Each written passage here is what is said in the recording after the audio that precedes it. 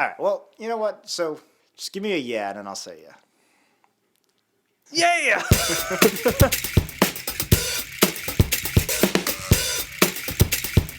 Worst outtakes ever. Hey everybody, welcome to Worst Episode Ever, a podcast for people who love The Simpsons, by people who love The Simpsons, about how much we hate The Simpsons, all in good fun. We are on a mission to find which is the worst episode ever. My name is Dan. My name is Jack. I think we've done that intro too. We should start doing a different intro every time. I think that'll be fun. We're going to forget about this. Is this on air or off air? Yeah, this is on air. Oh, okay. Should we too? Okay, let's go off air. I agree. I don't know why I could have just agreed off air just as I don't know why I had to agree on air. I don't know why I have these goggles. That's an Aqua Teens reference. Yep. Should we start over? Hey everybody, this is Worst Episode Ever. I'm your host, Dan Mulhall, and my name is Jack.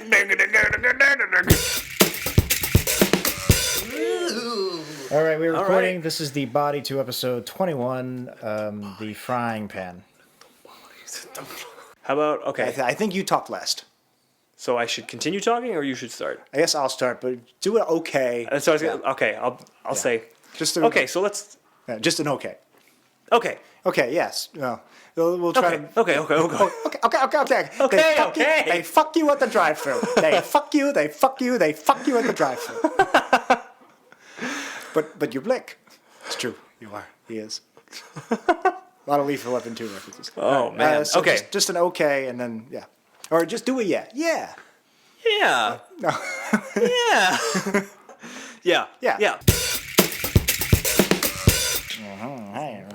There's nothing wrong with that. I don't know what that was. I don't know either. That sounded like me trying to start my first car. Was your first car powered by squirrels? It was powered by like a horny Warner Brothers wolf. Like, ooh, hubba. With its heart pounding out of its chest like Mo. Cost me a lot of money. Oh yeah, It was a fixer-upper. You had to put on the mask from the mask. Actually, you know what? Fuck it. I'll just tell the story real quick.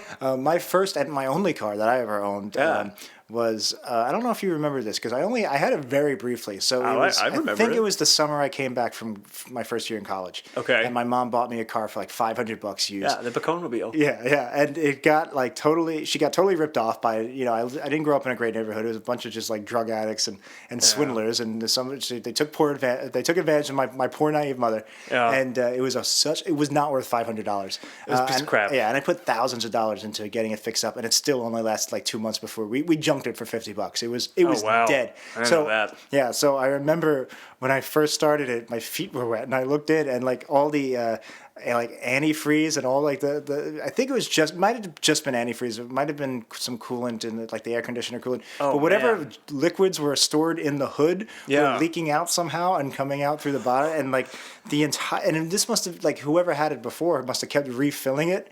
And didn't realize. Just like letting it leak out. So it had like this carpet, and the carpet was all like mushy and gooey. So like me and my uncle literally spent one day just tearing out all the carpet because it was so ruined.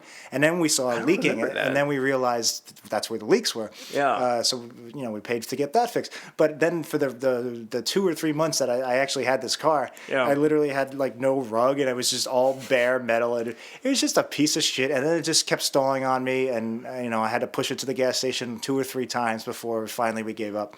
But I just always remember like stepping into the car and being, what the hell? And it was just all this antifreeze, like just like months, maybe years of antifreeze, just like in the carpet. Buildup. So that has nothing to do with anything. No, but I remember your car. I don't remember that. Yeah, no, I do. Well. Also, I remember, so the first time it stalled, I was driving our friend Tom home. Yeah. And we were about a mile or two from his house, and it was like a hot summer day, and I stalled in the middle of traffic on the street, and I was like, ugh. And like, I didn't know what to do. I never had been in this situation before. And I remember Tom just like, I've been walking distance. I'm just going to go home. And he just walked home and like left me to deal with it. And like, I had pushed into a gas station. Like, it was nice. Yeah. Good job, Tom. So thanks, Tom. Oh, we hope you're listening, Tom.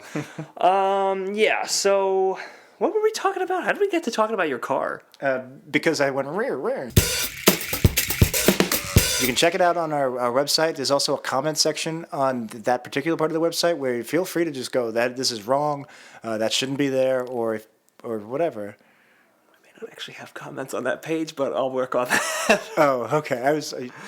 Yeah, no, it'll be all right. Okay. I think there's comments on that. I don't know. I feel like I looked for them. I don't think there is comments I'm on the wrong ranking about page. everything. Anyway. I don't know. I give myself a 2 on the In integrity. in the competence. Yeah, in the integrity quadrant. You could talk about Earthworm Jim. I would love it. So the dad. But Jack, he played Evil Jim also on the show. He wasn't just Earthworm Jim. I missed Earthworm Jim. It's a good show. I know. I missed it. Psy-Crow. That was the bad guy. Was he a crow? He was a crow. Okay. Get it? Because he was an earthworm. Crows, natural enemies. Oh, I never thought about that. Yeah, Right? That would be the natural enemy. Smarter than this episode was. I would think that Earthworm's natural enemy is the sun. Because The sun was also a character. Almost every dead worm I've ever seen was just dried up in the sidewalk, in the middle of the sidewalk. Well, you need to stop putting dead I worms in the always think sun, about Jack. when do you think the worm is across the sidewalk when he's like, oh, I should turn back. This isn't good. I'm not gonna make like that must be a horrible thought for the worm. Like it's like, should I Yeah. try to keep going and risk just drying up in the middle of the sidewalk, or should I turn back now? Is that while what I can? happens? They go across, they're like halfway across and they just start cooking and they're just like, it's too far, I can't turn around. It's dark, but I'm pretty sure that's exactly what Yikes. happens. Alright, I'm not a worm. I'm not Matthew Broderick from Godzilla. I'm not a earthworm expert. Well, we're going to get a earthworm expert on the next time. We should. All right, who's going to be the lead of our Godzilla American remake? What if we made him an earthworm expert? Is Ferris Bueller available? The Hollywood's go-to earthworm expert actor. No, so shit. What were we I talking have no idea. We went way off track there. Earthworm Jim. Oh yeah. Earthworm so Jim. I just want to make sure it's got to be the right amount of time for it to. I thought that was in here. What the hell's happening? I thought it was outside. I thought the Russians were attacking. All right, you ready? I guess. Now that I know the Cold War isn't back in effect. All right, I need this. This is Brontosaurus whale, which Brontosaurus isn't even a real dinosaur. I don't know why this God. option's in here. That's what my bonus Wipe notes are. out. I did want to mention the Lovejoy Flanders comedy bit there where the Oh, yeah. and you looked it up. Apparently, it's based on a Smothers Brothers bit, which So says Wikipedia, and Wikipedia's never wrong. Of course. I mean, I love the Smothers Brothers. I really didn't like this bit. I guess if I just missed a joke, I missed a joke. But the way I interpreted it before I knew what it was. Real quick, the bit was Lovejoy and Flanders came out and they were playing musical instruments and they were singing Camptown Races. Yeah. But then Lovejoy says Homer's breath is very strong, and Ned gets upset and Those he's like, aren't the sing real the lyrics." right lyrics. Yeah, and that was kind of the whole joke, actually. Well, I mean, I get the joke was that, hey, you ever been to these award shows? The banter and the presenters always have this like really awful, strained banter, and it's never funny. Mm-hmm. And the Simpsons have done these jokes plenty of times. I loved when what's his face? Which boxer was it with the award for excellence? And Webster's defines excellent as the qualities of being excellent. Or I can't think of it. Anyway, I love. I want to say it wasn't Joe Louis, was it? Well, anyway.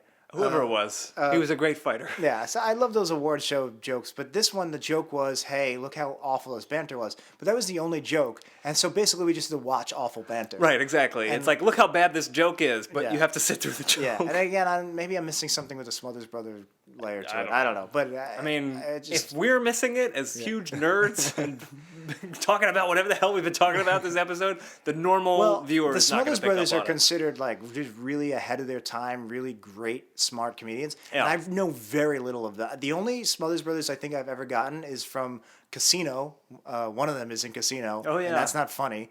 Right. And then, I mean, Casino's funny, but his role wasn't really. And then I saw the episode of SNL they hosted in the 80s.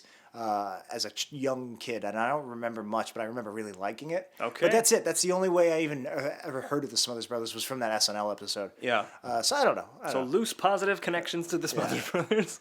Yeah, I mean, it was just kind of whatever. You could probably do something funnier with Flanders at a Homer roast. It'd be funny if he came up to the... I love how we always rewrite these episodes. With Flanders. Yeah, with Flanders. If Flanders came up to the podium and was like, Homer is such a... like a silly Billy or something like that, and he just cuts to like scenes of Homer actually being nice or something, or like not all that bad, right. That's what Ned thinks is bad. That would be interesting. That could be something. A Flanders roast of nice things. Yeah. Hey, do you remember in this episode when Carl laughed at poop after Mr. Burns said nincompoopery? Yeah, that was awful. That was not good. So just interesting. I hate to jump around, but we might as well. Should we talk about the song? Much like House of Pain, we're jumping around. And today, that episode is The Frying Game, which aired in May of 2002. Post 9/11 episode. No. We can cut that out. It's a good place for a It's little breather. Water break.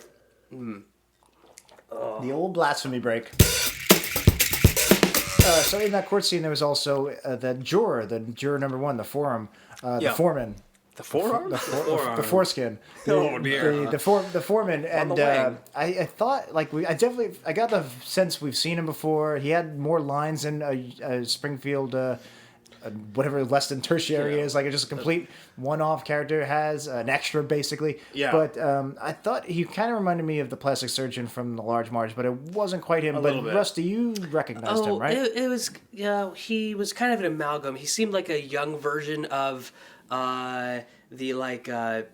in the Springfield Retirement Castle, there's a group of old guys who have movie jackets. Right. And just one episode, this very right? Suave man. He's been in 2 or 3.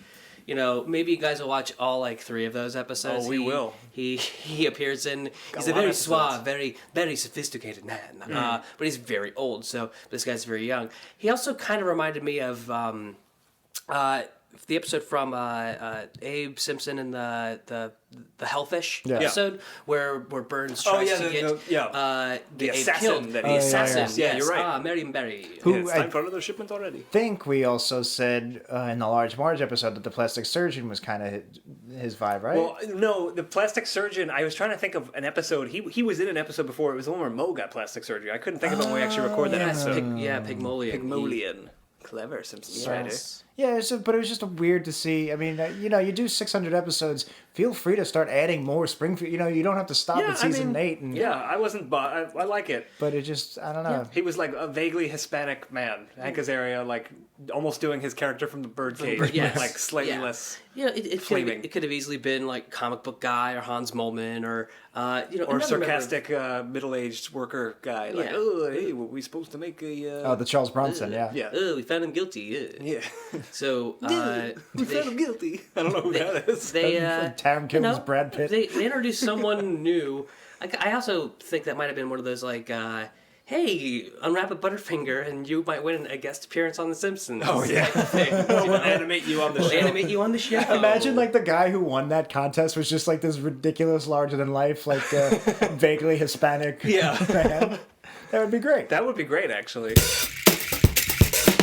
It literally went something like this. It was literally something like this. Doesn't really make sense. Yep. But it was he's like, hey, do you really think I would take a bribe when I could just take it from the evidence locker? I'm doing it terrible. but it was really up and down. It went from indignant to cutesy to indignant. Right. It was too. I was just what the hell's going on? Which is what in Catholic school they were the only way they could teach safe sex to us. It was that's right. It was just we can't tell you to use condoms, but you could use emotion balloons. That's not true. It's almost true. When you're giving her the joke bone, use an emotion balloon. We won't say names. What did our health teacher? Because we went to Catholic school, they literally wouldn't allow us to. They wouldn't teach us condoms. Yeah, well, they can't. So they would say balloons. It's like if you're gonna have sex, use balloons. That was their way around. My mother in one of her many jobs was being a Catholic middle school health teacher. So That's why I didn't want to say names, Rusty. Your mother was our health teacher. Oh man, you didn't know that, but what a world! But yeah, emotional balloons, condoms. Yeah, that's right. Was my point. For your boner. That's right.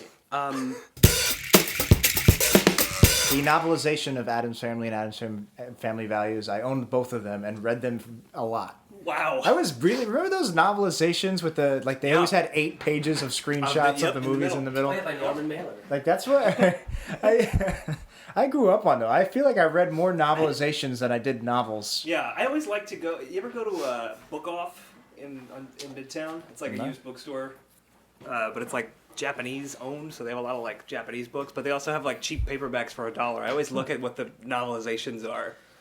We've been recording all this. It's not that interesting. There's no Dan Hedaya based humor. That's the only kind of humor that sells. So they get convicted. They're sentenced to death. Oh wait, before that, do you remember Homer was like, "Oh, do something, like plant some evidence, tamper with the jury, play the race card," and I was like, "Oh yeah." No, and I think that, and if anything, that reminded me of more OJ humor because like that's when the race card kind of became a thing. Yeah, I guess like a term. Yeah, it just did nothing for me. It was like that typical new Simpsons.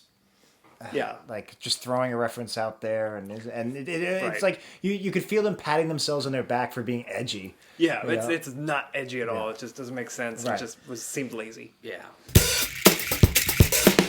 We could keep that in. I don't know. It's fine. I'll probably put in the deleted scene. Right. I have a feeling we're going to be cutting a lot and putting in deleted Oh, goody.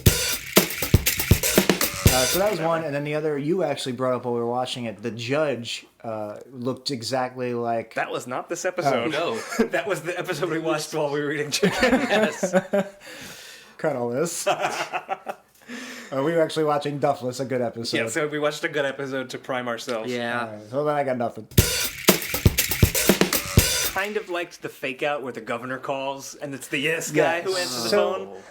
Okay, I wanted to talk about that. I kind of liked Frank it. Nelson, he played the executioner guy. I mean, I'm guessing they put that governor scene in there because it's a classic death row scene, and they want to build up tension and make you like, is he? I mean, it doesn't really work again because we know he's not going to die. Yeah. And as much as I love the yes, it's just, I don't know, there wasn't nothing, it was just that. Well, it was an extra beat to kind of raise the tension, like, how's Homer going to get out of this one? Yeah, yeah. Because the episode's ending, he's going to get out of it somehow. But it wasn't funny. And also, I looked up the yes guy on YouTube, and he does there's a bunch of like series of clips of him like on shows like Sanford and Son, Yep. and where he's in kind of the more like there's some like regular scenes of him, but then there's like when like they're like everything is like in a fairy tale land, and they're like clearly like what is going to happen next? Oh, let's ask these monks, and one of the monks is him, and he goes yes, like, and the audience goes wild. Yes, yes, like, the audience goes that guy goes haywire when this guy comes on the scene. He did not necessarily get that response from me when he showed up as the execution room guy. Yeah, exactly. I love to see him. He's pleasant surprise on the show. I like that character. He makes me laugh. But you're right. I totally didn't care this time. Yeah, maybe it's placement. It could be. I mean, it's just this episode. It's just not good. Oh, so that's part of the problem. Yeah, so Carmen Electra was playing the old woman the whole time. That's kind of like the unlike the now, gag. where she is the old woman. Oh, take that, Carmen Electra. That was uncalled for. Yeah, I don't even know how old she is. She's probably only like 40 something. I'm sure she's very young. Yeah. Yeah. I never cared for Carmen Electra though. All right, we don't have to keep that in. We can cut that out. Yeah. I liked Baywatch Nights. He was a detective and a lifeguard. But she's But he also played Michael Knight Rider. I'm pretty sure that episode is a mess. Yeah, that was a sloppy mess. Worst episode ever.